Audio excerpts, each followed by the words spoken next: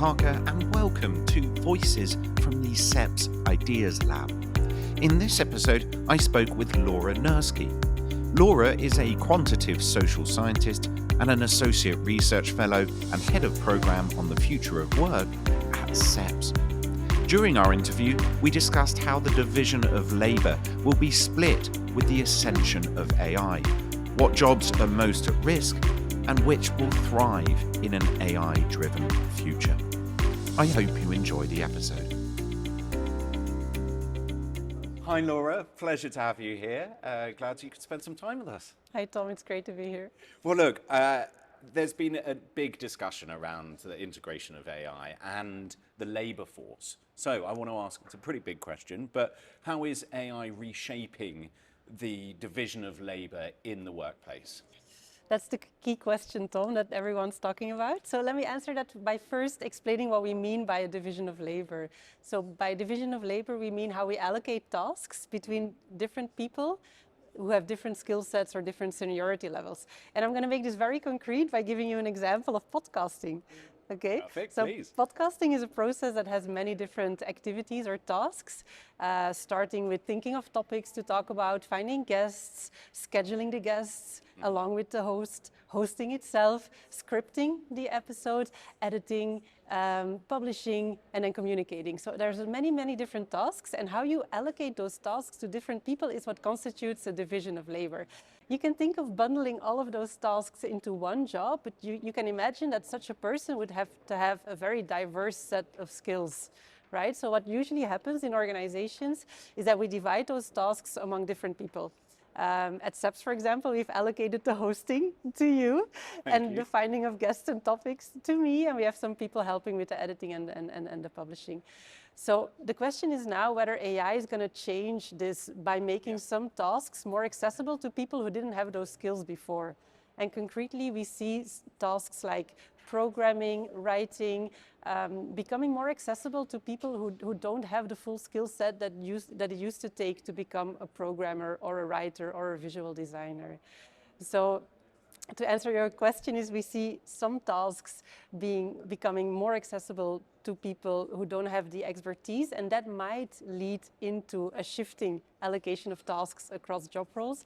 But how it's actually going to take place and be shaped, we don't know this yet, because it's the result of many choices that we still have to make.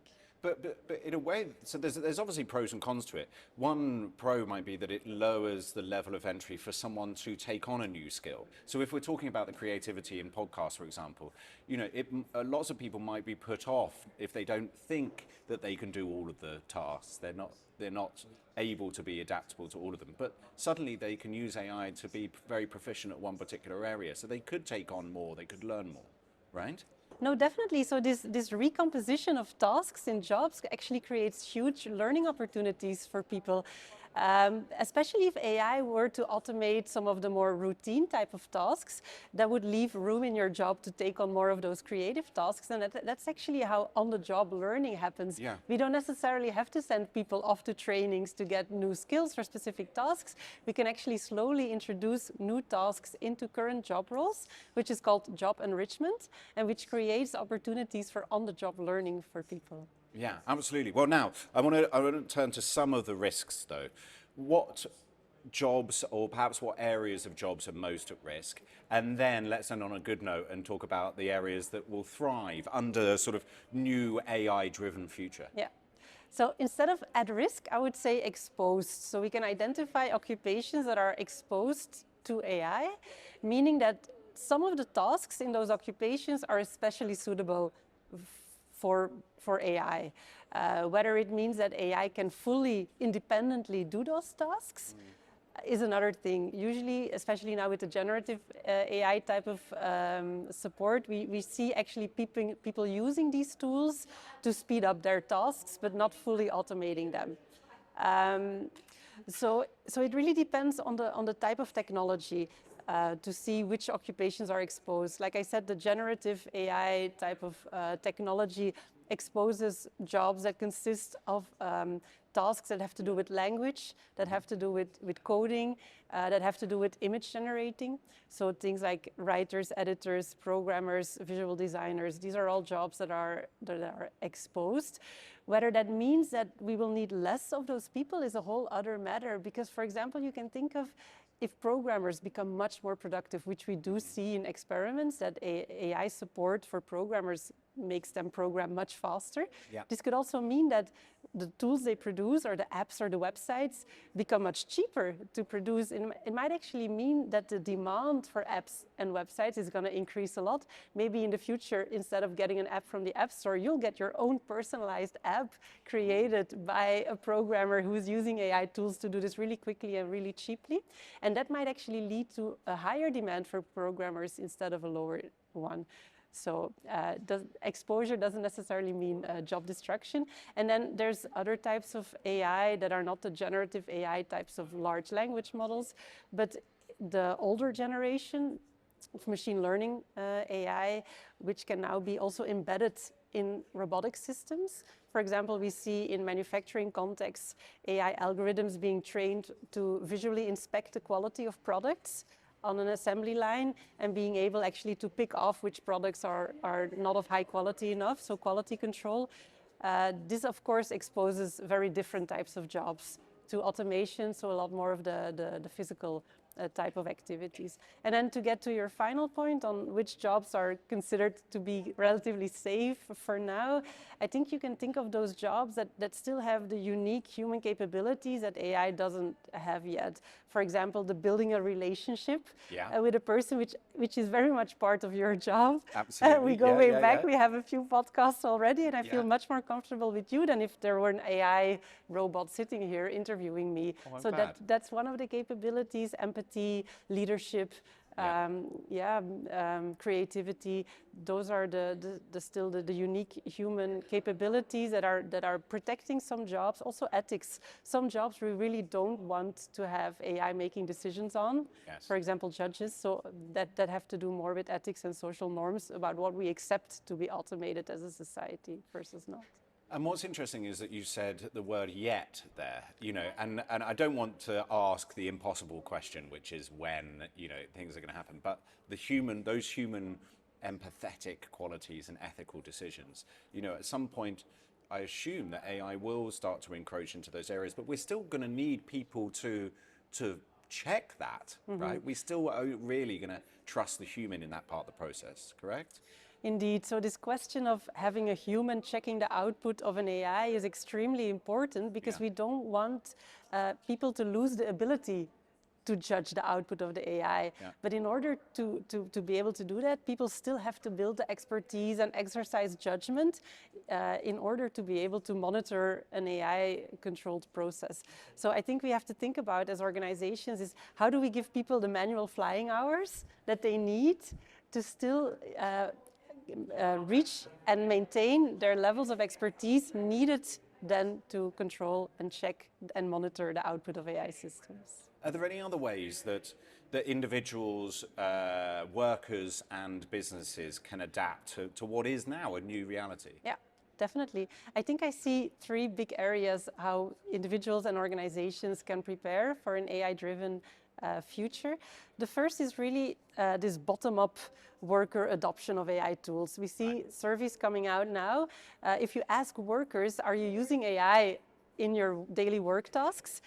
A lot more workers say yes than if we ask CEOs if they have implemented AI in their companies. Interesting. Yes. Okay. So there's this gap between what companies say they're doing and what workers say they're doing, meaning that many workers are using AI in a not very top-down driven strategic approach, but really bottom-up, using AI to what we call job craft. Job crafting is changing your job content in such a way that it aligns with what you actually want to do at work, to build your own skills, to improve the quality of your work, to reduce some stress, or to automate some routine tasks.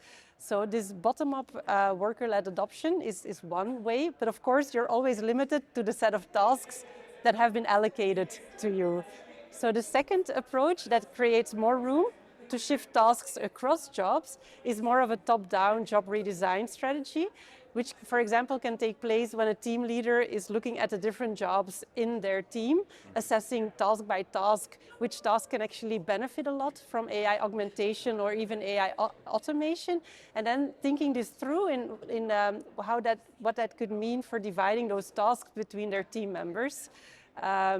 Between different seniority levels, for example, maybe some tasks that would previously be with senior team members could shift down to junior team members, or between people with different skill sets. So that's more of a top-down job redesign approach, but that still starts from the current set of tasks. Yeah. And I think the third level to think about this is to drop the existing process and the existing tasks that we currently do to make the product or the service that we're producing, and just rethink processes from the bottom up, AI first. And this is where smaller startups could potentially have a benefit over larger corporations, of course, who have bigger budgets for adopting AI, but who also are stuck in their current processes and their current systems and their current bureaucracy. AI first startups could rethink from scratch, how are we going to deliver this product or service using AI? And from that, you create new tasks, and you assemble jobs, and you create jobs for people. I've got one more question, because I'm fascinated to know. I think it must be different for the type of task you're asking the AI to do, and whether you're being honest with your bosses at work as to whether you've used AI or not.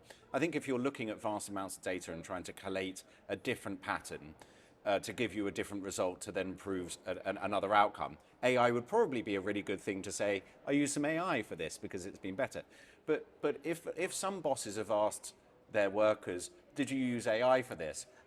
Is there still quite a number of people that are reluctant to say yes, because then what they're doing is proving that they don't need to be in the process anymore, and that they're not necessarily that good at their job. Yeah. Is that happening? There seems to be some sort of a taboo, indeed, on announcing that you've used AI for that. I want to break this taboo because I use it all the time for all of my job tasks.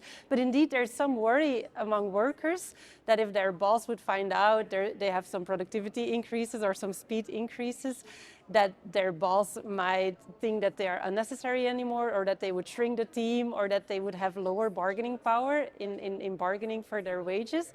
And I think this is a real fear that we shouldn't dismiss at all, and we should recognize it. And I think what companies need to do to get workers on board is to show them that AI is accepted here and in fact encouraged here, and we're not going to be laying off anyone. We're going to be using the time that we make available through the productivity increases to give back to the workers, either through maybe more days off in the year, or through assigning new interesting tasks that allow you to grow inside our organization and maybe come up with new ideas, new business ideas, new products, new services, or just improving the way we work and just making the most of the human talent that we have in our organization. And also, I suppose, if you're quicker to adapt and work alongside AI and not become a laggard, then actually you're going to be better equipped to evolve as the tech evolves alongside people at work.